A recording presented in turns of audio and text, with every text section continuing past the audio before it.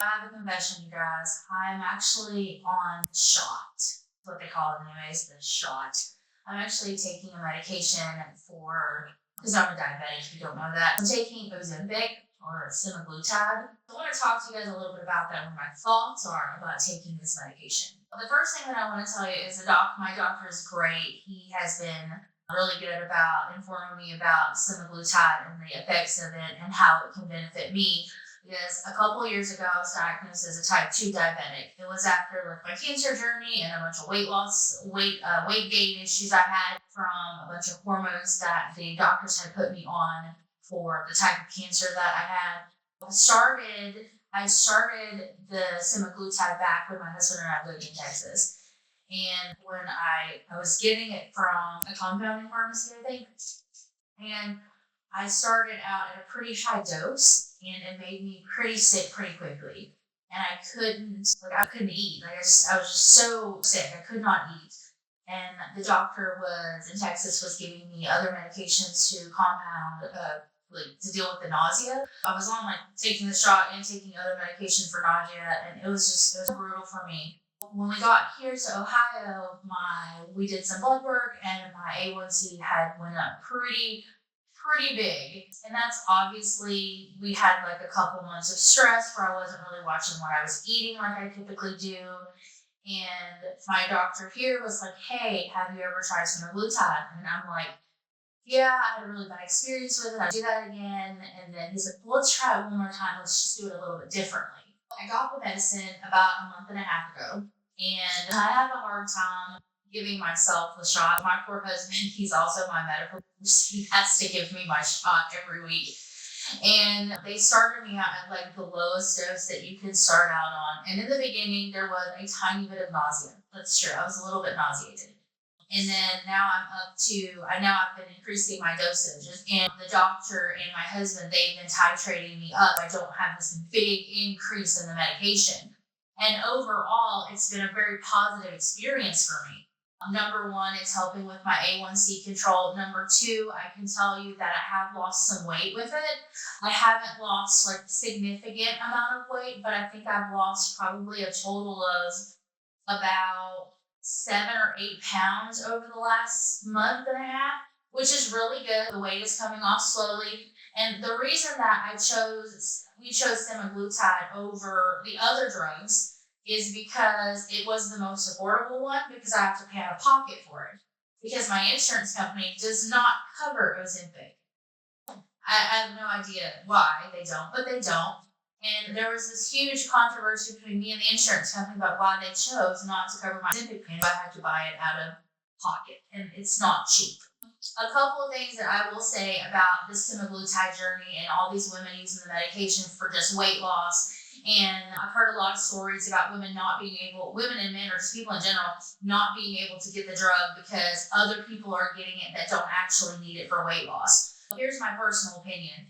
And my personal opinion is, number one, I am a diabetic. Number two, I'm also overweight and I'm trying to lose weight.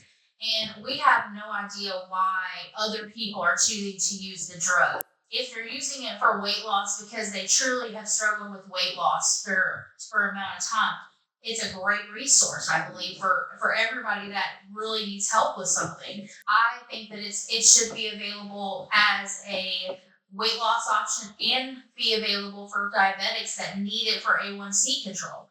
I think that everybody should have the option to be able to use this as a medical intervention for diabetes or for weight loss. We all should have that option to be able to purchase this drug. And so far, I've been pretty pleased with it. I have known other people that have been on other types of semaglutide drugs. They've done great as well. And I've seen significant changes with other people's, they'll post things about their A1C being on semaglutide drugs.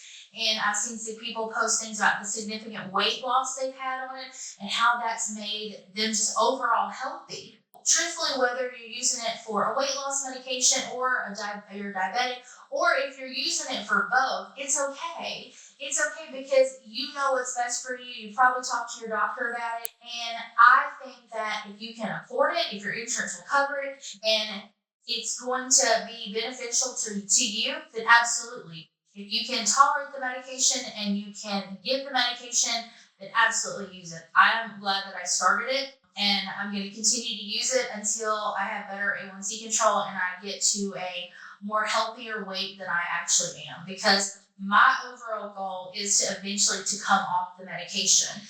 And I know some of you are going to give me some kickback. I'm like, well, did you know it does this? This is, yes, I do. I absolutely know the adverse effects of semaglutide. I've read about them. I have heard the stories. But here's the thing, for me in particular, is I haven't been able to get any of the weight off because my A1C has been hot. I've tried hard to get it off and I could not get it off. And the second thing is that my A1C being where it was over a long amount of time would be detrimental to my overall body. So yes, I will take the medication as long as my husband and I can afford it, and until it gets me to the point that I need to be diabetically and to a more healthier weight.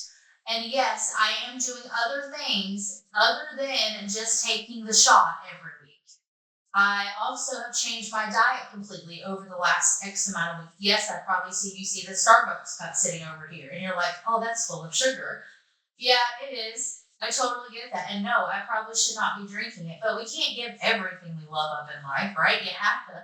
It's like, if you want a Starbucks coffee on a Saturday, and it's something that you enjoy, and you might be a diabetic, and you're not drinking Starbucks every single day, or you're on this health kick and you want to be healthier and you're not drinking Starbucks every day, and you really want a Starbucks, get the Starbucks. Like, it's a cup of coffee. If you're at a party and you've done really well with your diet and all this other stuff, and you want a little piece of chocolate cake, eat the chocolate cake. Like, life is too short not to eat the chocolate cake. What I'm saying is everything's in moderation. Everything is not going to be great for you. Everything's not going to be bad for you. But you have to do what is best for you, and you have to make decisions based on what is going to be best for you. Obviously, always consult with your doctor, because your doctor is going to be the A1 for everything, because he's going to know what's best because he has a medical background and training. But I highly recommend you, if you're going to choose to use like the shots and the medications and all those things, just make sure you're informed and you're educated on them before you go and just purchase them.